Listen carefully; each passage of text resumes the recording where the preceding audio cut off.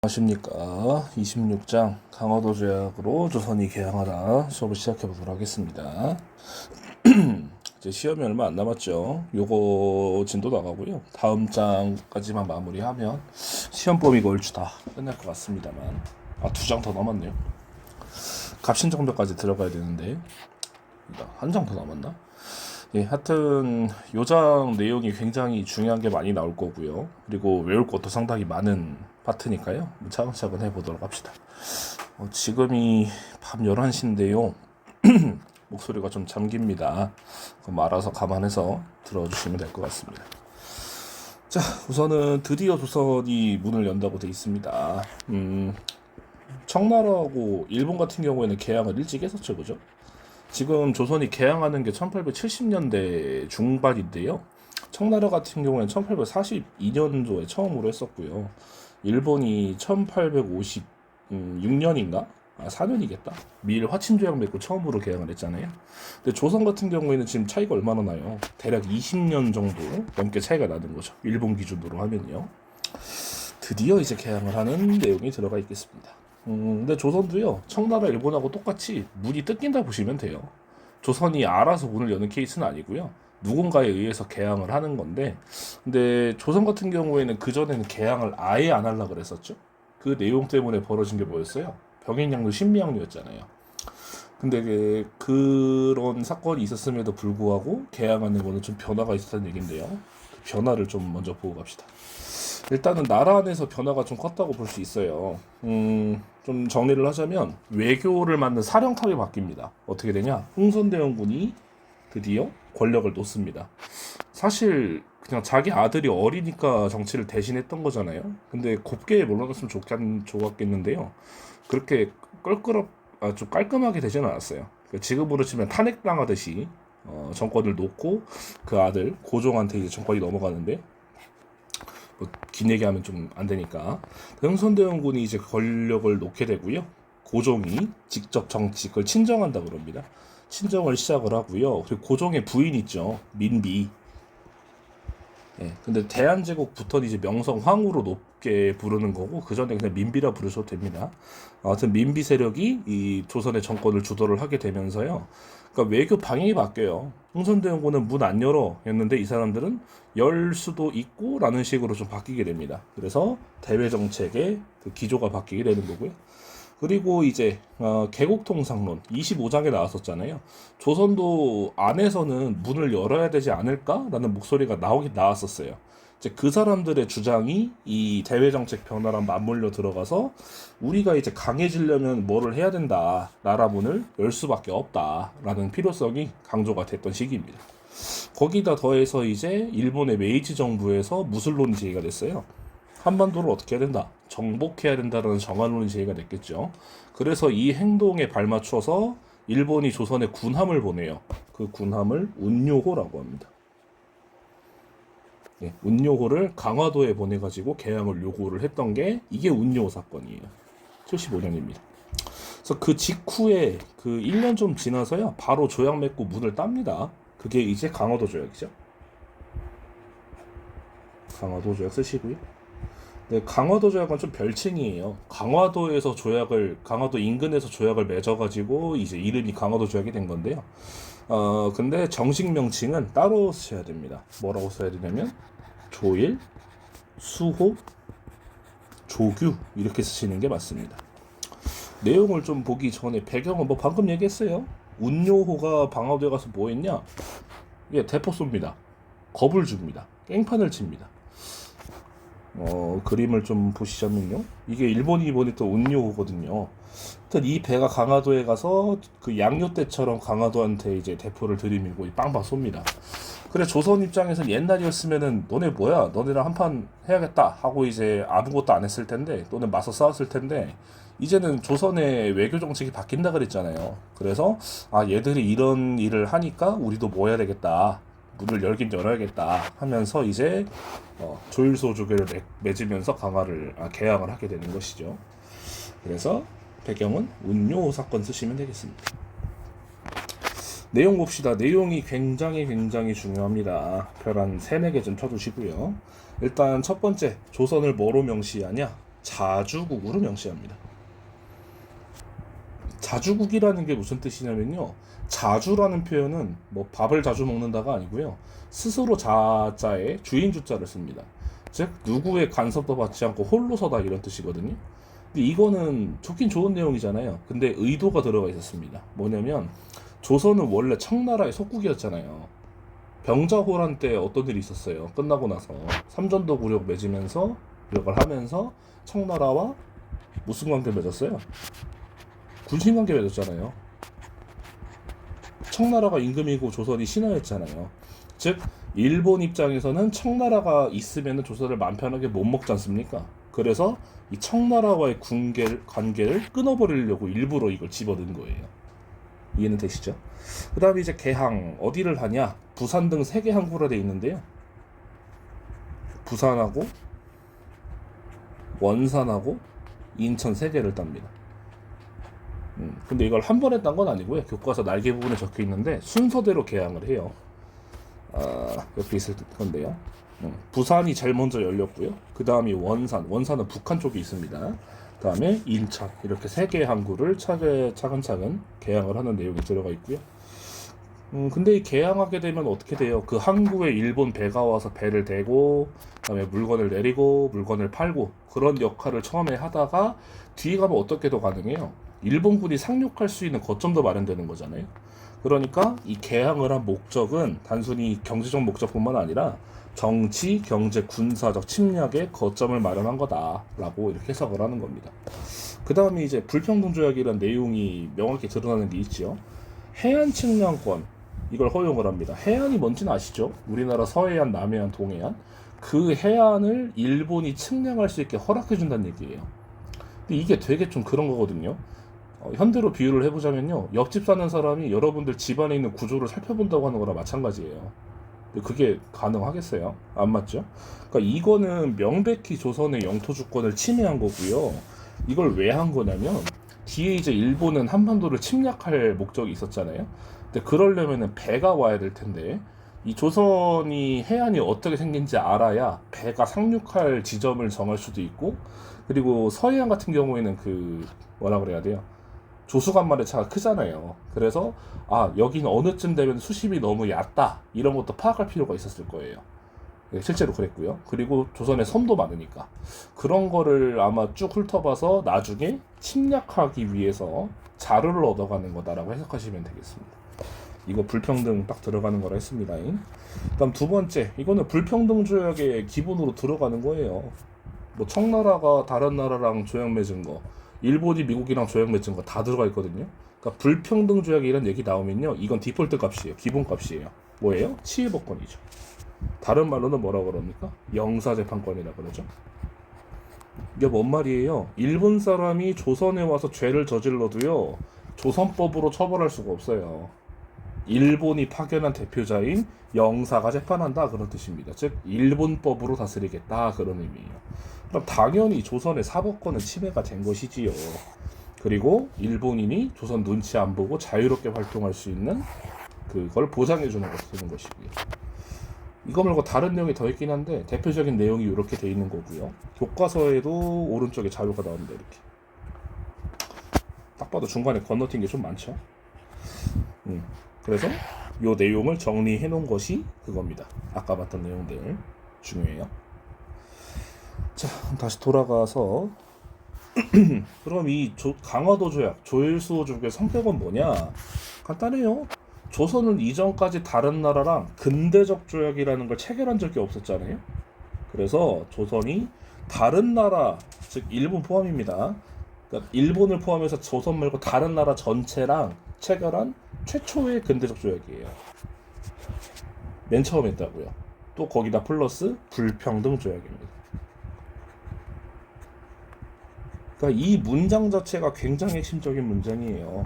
이 강화도 조약의 어떤 의의라던가 한계점을 같이 담고 있는 문장이거든요. 그러니까 이 문장을 잘 기억해 놓으셔야 이제 시험이라든지 그런 거에 도움이 되시겠죠, 그죠? 되게 중요한 겁니다. 어차피 최초의 근대적 조약이자 불평등 조약은 당연한 건데 다른 나라랑 맺었다는 거 그런 거만 잘 구분하시면 될 것 같아요. 자, 그 다음에 이제 보너스 조약들입니다. 부속 조약들이 맺어지는데요. 첫 번째가 조일수족의 부록이라는 게 있어요. 요 내용을 보면요, 개항장 근처, 이 강화도 조약 맺으면서 개항은 하긴 했지 않습니까? 근데 그 개항장, 그러니까 항구만 한정이 됐던 것인데요. 이 조일수족의 부록에서는 개항장에 뭘 설치하냐? 거류지까지 추가로 설치합니다. 거류지가 뭐냐? 전 착하니까 밑에 달아놨거든요.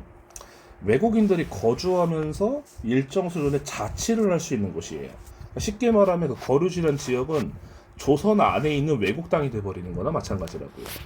그 범위가 어느 정도였냐? 예. 통행할 수 있는 거리는 부두에서 동서남북 각 직경 10리. 1, 2가 400m쯤 됩니다. 그러니까 10리니까 얼마겠어요? 4km죠. 그러니까 뭐예요? 여기가 부산이라 치면요, 이거 부산항이면요, 이 부산항 근처 이렇게 4km. 너무 좀 그런가? 제 그림을 잘 못 그려서요.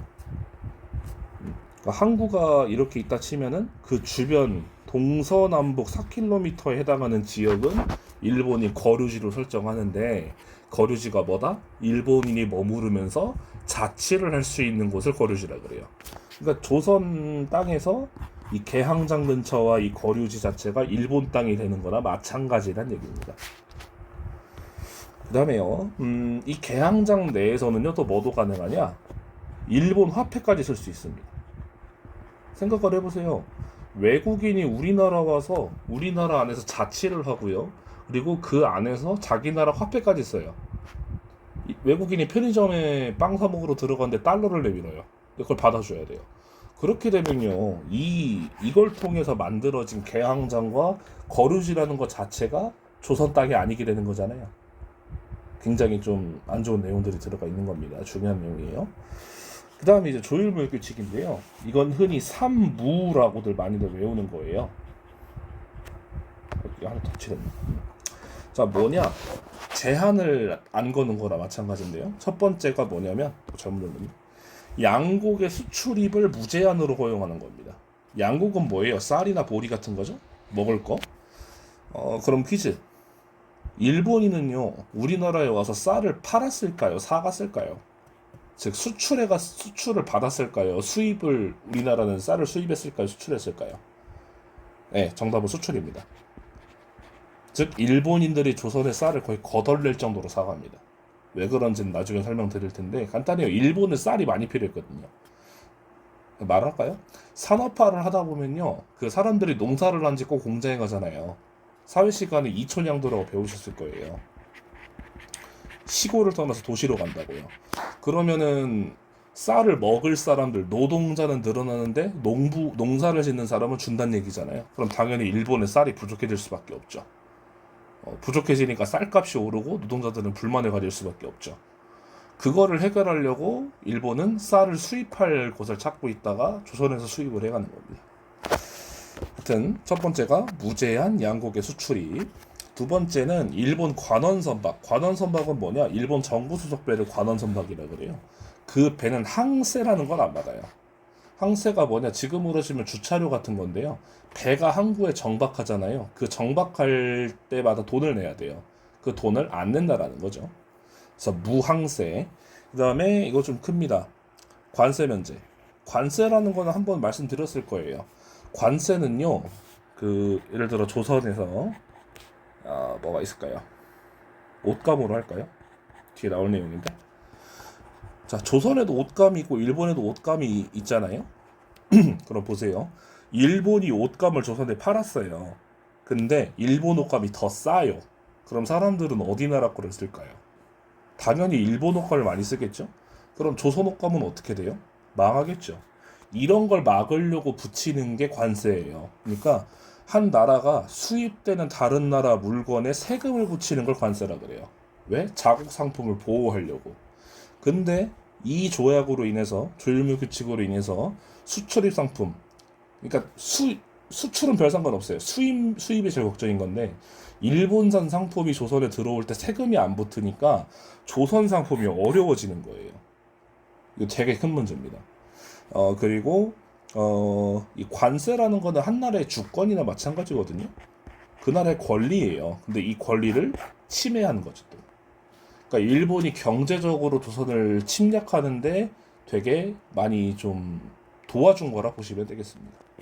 하여튼 무관세까지 해서 조율물규칙은 삼무라고 알아두시면 될 것 같아요.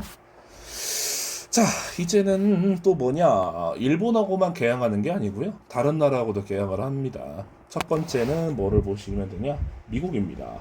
조미수호 통상조.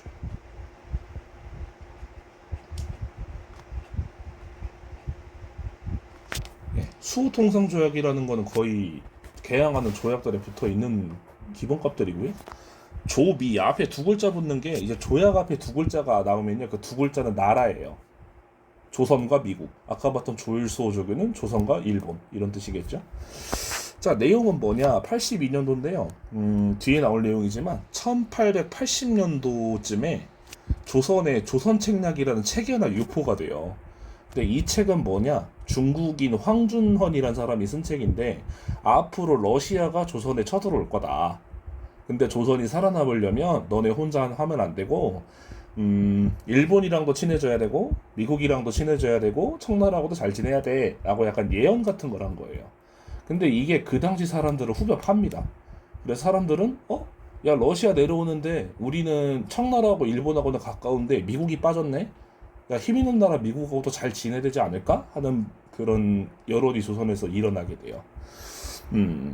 그래서 일단 미국이 등장을 한 거고요. 그리고 거기에 덜떠서 청나라가 지금 일본이 너무 치고 들어오잖아요. 그래서 미국을 좀 끌어들여가지고 일본하고 밸런스 맞추려고 하는 의도도 있었습니다.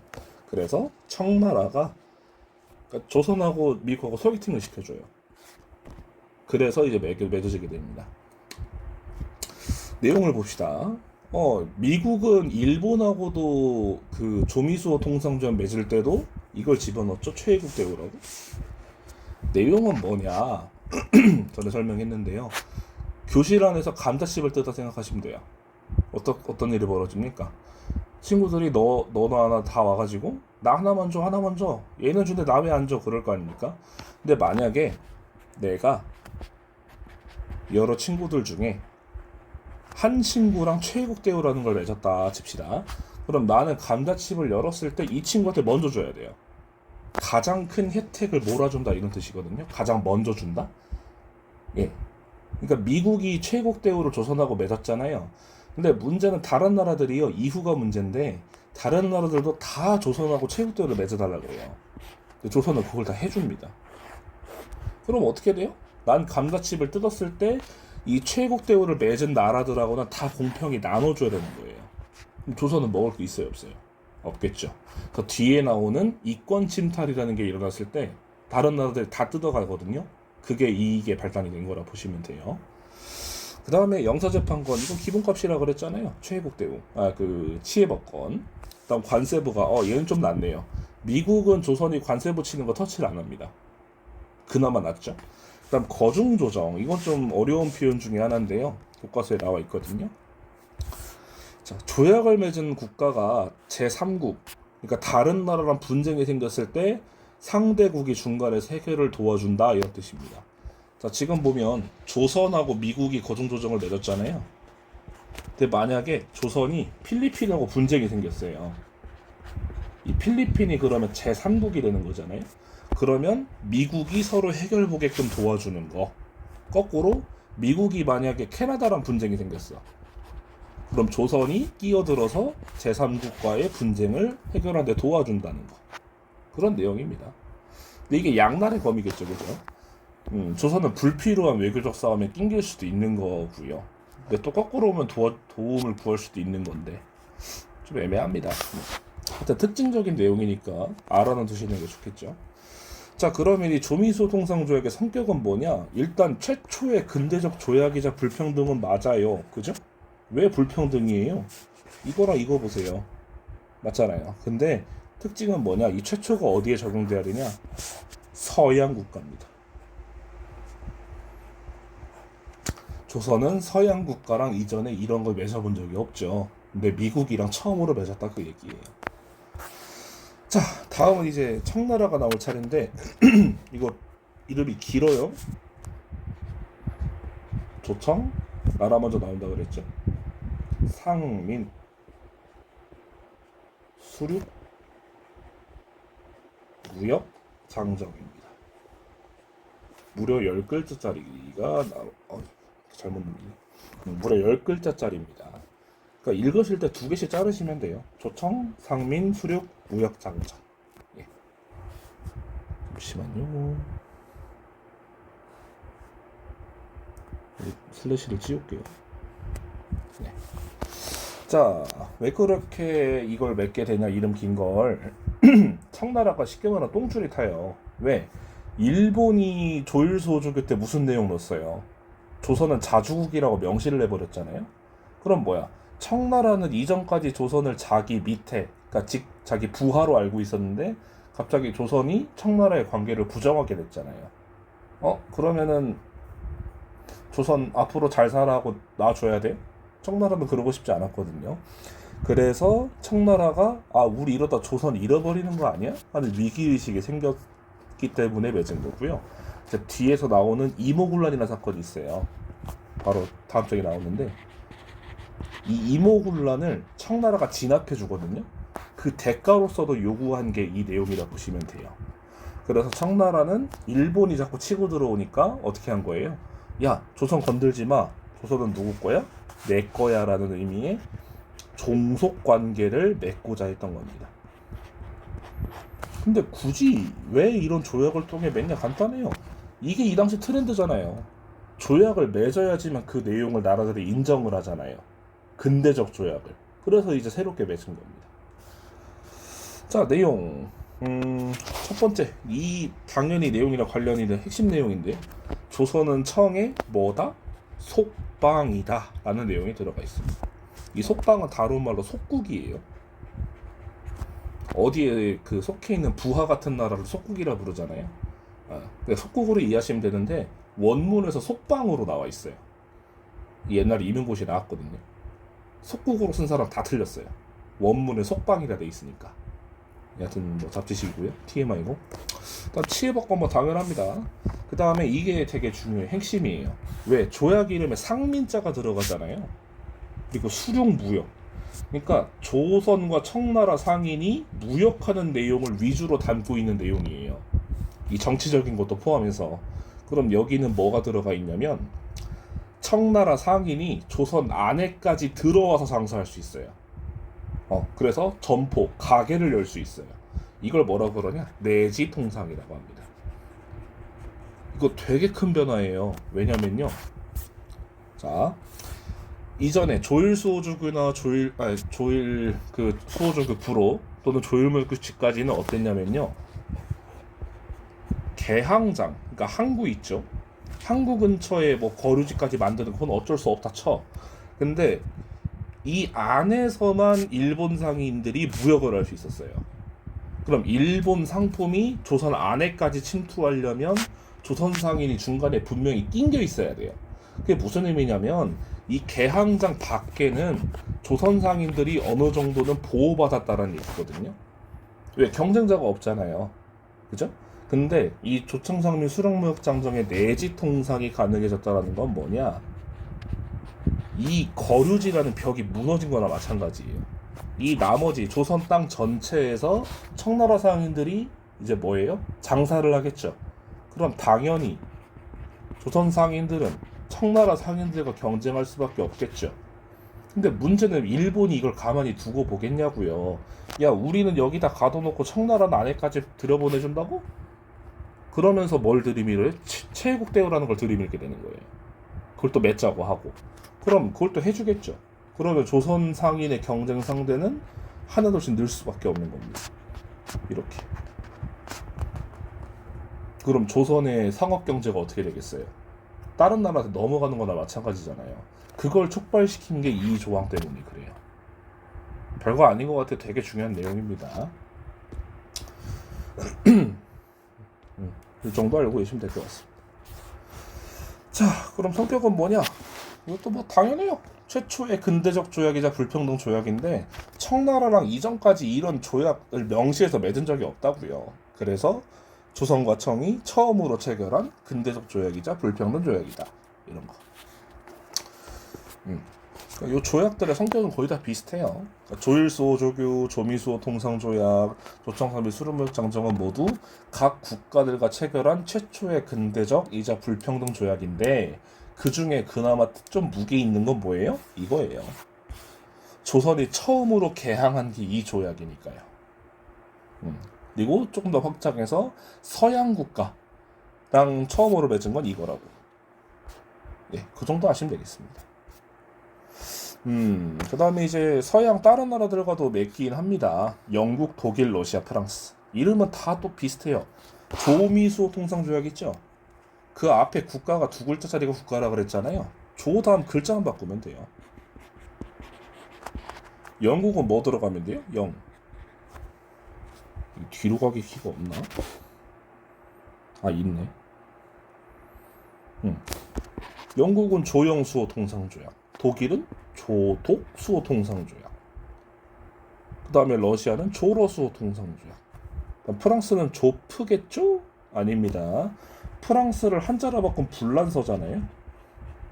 그래서 여기는 조불수호 통상조약이라고 부릅니다. 내용은 조미수호 통상조약과 거의 비슷해요.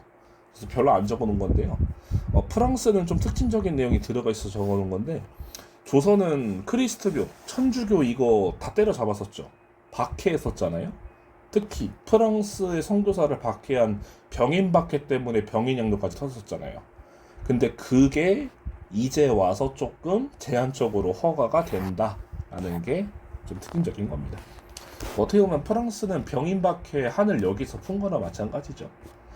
근데 엄연히 보면 제한적으로 허락한 게 맞는데요. 그냥 허가한 거나 마찬가지입니다. 하여튼 요 파트는 되게 내용이 많습니다. 내용도 많고 헷갈리는 것도 많을 텐데요. 이 파트는 조약별로 내용이 뭐가 있나 잘 정리하셔야 돼요. 그러니까 제가 표를 이렇게 그렸잖아요. 이런 표 같은 거를 이 설명 같은 거를 좀 데쳐두고서라도 이 내용들하고 이 조약들하고 연결을 한번 지어보시는 게 좋아요. 그래야 좀 구분이 되는데 그나마 좀 도움될 만한 건 뭐냐? 이 치해법권 있죠? 얘는 그냥 다 들어가요, 다. 왜? 이 장에 들어가는 게 다 불평등 조약이니까요. 뭐 이거 빼고 나머지 부분들만 잘 구분해서 연결하시면 문제 푸는데 문제 없을 것 같습니다. 자, 이 26장은 여기서 마무리하도록 하겠습니다. 다음 27장에서 뵐게요.